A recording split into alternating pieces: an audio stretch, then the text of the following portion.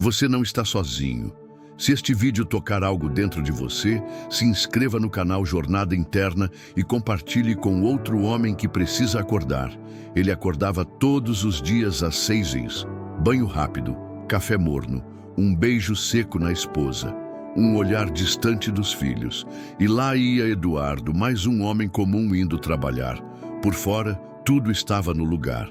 Por dentro, ele já nem se lembrava mais de quem era. No começo, ele acreditava no sonho. Casamento, estabilidade, filhos, casa própria. Era isso que diziam ser felicidade. Mas o tempo, o peso das cobranças e o silêncio entre as paredes começaram a corroer tudo.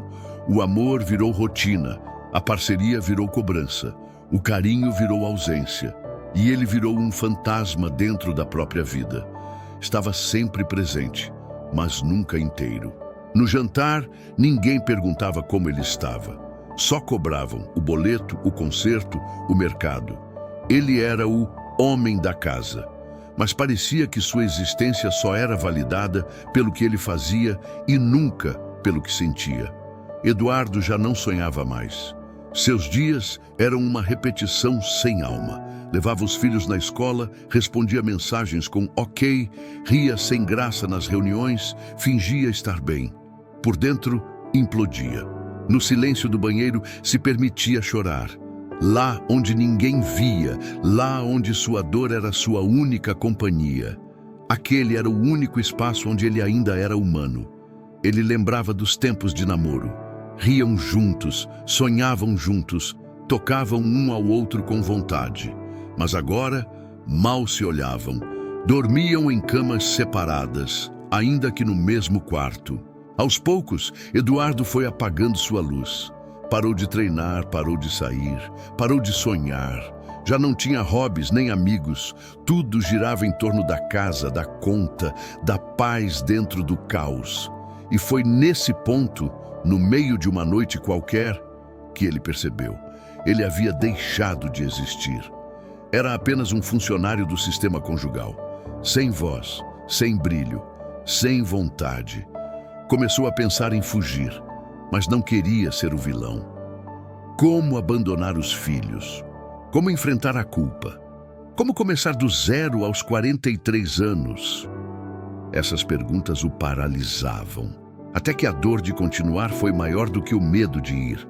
Naquela manhã, ele olhou para a esposa e disse: "Eu não consigo mais." Ela não chorou, não implorou, apenas respondeu: "Eu também." E naquele instante, Eduardo teve certeza de que já estavam separados há anos. Só faltava o papel. A separação não foi fácil. Os julgamentos vieram de todos os lados. Chamaram-no de egoísta, irresponsável, covarde. Mas ninguém sabia do vazio que o consumia. Ninguém viu quantas vezes ele tentou salvar o que já estava morto. Ele saiu de casa com uma mala, um notebook e uma dívida emocional gigantesca.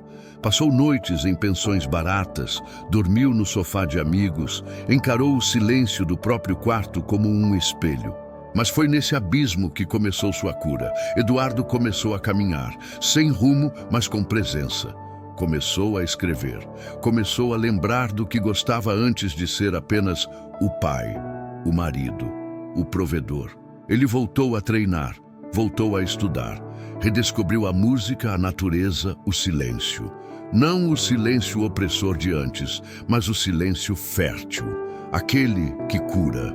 Sentia falta dos filhos, sim.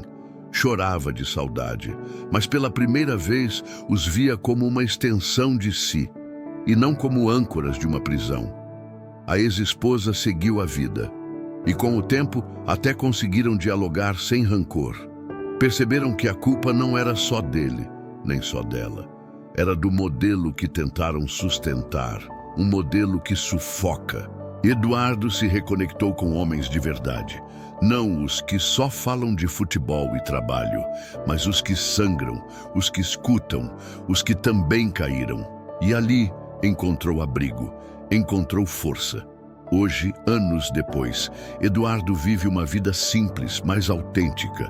Mora em um apartamento menor. Tem menos contas, menos peso, menos máscaras, mas tem paz, tem voz, tem identidade. Se essa história está te fazendo refletir, compartilhe com outro homem. Pode ser exatamente o que ele precisa para não se perder. A liberdade é linda no papel, mas na vida real ela assusta. Eduardo passou meses lidando com o vazio.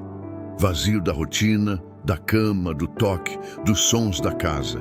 Descobriu que recomeçar é um processo solitário, lento e muitas vezes brutal.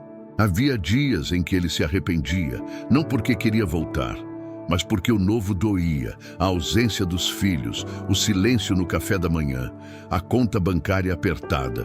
Tudo parecia um teste. Mas aos poucos, pequenas vitórias foram surgindo. Um projeto concluído, um elogio sincero, um sábado sem ansiedade. A paz não vinha em avalanche, vinha em gotas, mas cada gota era um milagre. Eduardo percebeu que havia passado anos tentando ser o homem ideal para os outros. Agora, ele queria ser inteiro para si. Não era sobre ter mais, mas sobre ser mais, ser presente, ser honesto, ser livre. Começou terapia. E ali, pela primeira vez, disse em voz alta: "Fui um homem ausente para mim mesmo." E chorou. Chorou como um menino perdido reencontrando o próprio nome. Na terapia, confrontou a verdade. Nunca aprendeu a se amar. Sempre se mediu pela utilidade. O bom funcionário, o pai exemplar, o marido que não reclama. Mas e o homem? Onde estava ele? Descobriu que sua dependência emocional não era da esposa, era da validação. Era o medo de ser rejeitado, de falhar, de não ser suficiente. E agora, sem nada disso, tinha que se encarar de frente. Começou a praticar o silêncio interno, meditação, caminhadas sem celular, fins de semana sem distrações. Ao invés de fugir da dor, decidiu convidá-la para conversar. O reencontro com o pai, que não via há anos, foi um marco. Homem seco, distante, mas naquele abraço truncado, Eduardo entendeu. Seu pai também era um homem ferido, era um ciclo. A relação com os filhos se fortaleceu. Menos tempo, sim, mas agora mais presença. Eduardo aprendeu a ouvir, aprendeu a dizer "eu errei". Aprendeu a ser pai, não chefe. Conheceu uma mulher, diferente de todas, não o cobrava, não queria salvá-lo, apenas caminhava ao lado. E Eduardo, com medo e tremores, permitiu-se amar de novo, sem pressa, sem contrato, sem prisão. Homens assim não viram estatística, viram exemplo. Se essa história está despertando algo em você, siga conosco. A jornada interna é sua também. Aos poucos, Eduardo compreendeu uma verdade brutal. Ele não havia perdido a si mesmo no casamento. Ele nunca havia se encontrado de verdade. Sua identidade foi moldada por expectativas. Filho obediente, jovem responsável, adulto funcional. Mas quem era ele, fora disso tudo? Começou a escrever, não para publicar, mas para entender. Páginas e páginas de dor, memórias e silêncios. Descobriu que havia um menino calado dentro dele, esperando há décadas para ser ouvido. As palavras viraram espelho, e no espelho ele viu um homem com cicatrizes, mas também com brilho nos olhos. Não era mais sobre voltar a ser quem era sobre descobrir quem podia se tornar. Eduardo entendeu que muitos homens vivem em cárceres invisíveis. Amam calados, sofrem sozinhos, trabalham exaustos e ainda assim se culpam por não serem bons o suficiente. Carregam o mundo nas costas e pedem desculpa por sentir dor. Em uma conversa com um velho amigo, ouviu algo que nunca esqueceu. Você não traiu sua família ao sair. Você foi fiel a si mesmo pela primeira vez. Essas palavras ecoaram como um perdão ancestral. Eduardo não queria mais provar nada, nem ser o melhor pai, o ex-marido compreensivo ou o homem ideal. Queria ser real. E ser real é ser imperfeito, contraditório, humano, mas vivo. Aceitou a solidão como parte do processo. Nem todo mundo entendeu sua escolha. Muitos o julgaram, outros o abandonaram. Mas isso também era libertação, parar de viver para agradar. Começou a cuidar do corpo, não para estética, mas para a honra. Corpo como templo, como território recuperado. E a cada corrida, a cada treino, sentia que reconstruía algo mais profundo do que músculos. Reconstruía dignidade. Leu livros que jamais teria tocado antes, sobre masculinidade, espiritualidade, infância ferida. Descobriu que sua dor não era única, era coletiva. Era um grito abafado por gerações. Participou de grupos com outros homens. Escutou histórias que pareciam a sua. E ali, naquele círculo, entendeu que vulnerabilidade não é fraqueza, é coragem. Eduardo começou a ajudar outros, não como guru, mas como irmão de jornada. Um homem que já sangrou e agora estende a mão. Não para salvar, mas para lembrar, você não está sozinho. Aos poucos, a prosperidade chegou.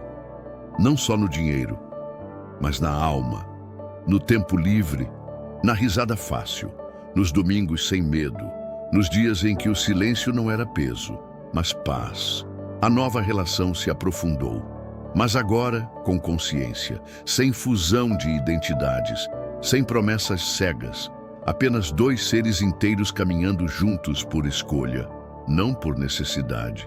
Eduardo olhou para trás e não sentia culpa, sentia gratidão pela dor que o acordou, pelo caos que revelou sua força, pela ruína que abriu espaço para a reconstrução. Quantos Eduardos você conhece que ainda estão calados, apagados, morrendo devagar, dentro de uma vida que não os representa? Se você chegou até aqui, talvez esse vídeo seja um espelho, ou talvez um chamado. Anos se passaram. Eduardo estava sentado em uma cafeteria simples, observando o movimento da rua, quando percebeu algo. Ele estava em paz. Não porque tudo estava perfeito, mas porque ele, enfim, estava inteiro. Paz não é ausência de conflito, é presença de verdade. E Eduardo havia parado de mentir para si mesmo. Não precisava mais se encaixar, não precisava mais carregar o mundo, apenas precisava ser. E isso era libertador. Um amigo lhe perguntou, se pudesse voltar atrás, faria diferente? Eduardo sorriu com calma. Talvez tivesse acordado mais cedo, mas a dor foi meu despertar, e por isso não a nego. A abraço. Hoje Eduardo entende o que é ser homem. Não é ter resposta para tudo. Não é nunca chorar. Não é sustentar tudo em silêncio. Ser homem é ter coragem de sentir, coragem de dizer não sei, coragem de começar do zero se for preciso. Ele escreveu uma carta para o filho. Disse, você não precisa repetir os erros que herdei. Você pode ser forte sem ser duro, pode ser vulnerável sem ser fraco, pode ser homem sem apagar quem você é. A carta viralizou. Milhares de homens se emocionaram. Era como se todos estivessem esperando permissão para serem humanos, para tirarem a armadura, para respirarem. Eduardo decidiu criar um espaço, um grupo, um projeto, não para ensinar, mas para reunir. Homens em silêncio, em dor, em busca. E ali, sem máscaras, eles se encontravam. E mais importante, se reconheciam. Homens comuns, cansados de fingir, dispostos a curar, a resgatar o pai, a perdoar a mãe, a se libertar dos papéis e escreverem sua própria história. A cura de Eduardo não foi mágica, foi construída no escuro, no silêncio, no abandono. Mas hoje, ele caminha de cabeça erguida, porque entendeu que recomeçar não é fracassar, é renascer. Seu novo relacionamento não é uma prisão. É um encontro entre dois adultos inteiros que sabem que amor não é posse, é parceria, que sabem que liberdade e compromisso não são opostos, são o equilíbrio. Ele visita os filhos com frequência e cada abraço tem gosto de verdade. Hoje ele os vê de verdade e se vê neles, mas com orgulho, porque está deixando outro legado. Aos homens que o escutam, Eduardo deixa uma mensagem. Não tenha medo de perder o que te anula. Tenha medo de nunca descobrir quem você é. Se você está no limite, talvez esse seja o começo. Se tudo está desmoronando, talvez seja a hora de construir algo novo. E se ninguém te entende, entenda a si mesmo primeiro. O mundo não precisa de mais homens perfeitos. Precisa de homens inteiros, presentes, conscientes. Homens que não herdem a dor dos seus pais, mas que criem novos caminhos para seus filhos. Essa não é a história de um herói. É a história de um homem comum que teve coragem de mudar. E talvez, no fundo, seja a sua história também. Se essa história falou com a sua alma, compartilhe com quem precisa ouvir. Você pode salvar um homem que está em silêncio. E se você for esse homem, lembre-se, ainda dá tempo de se escolher.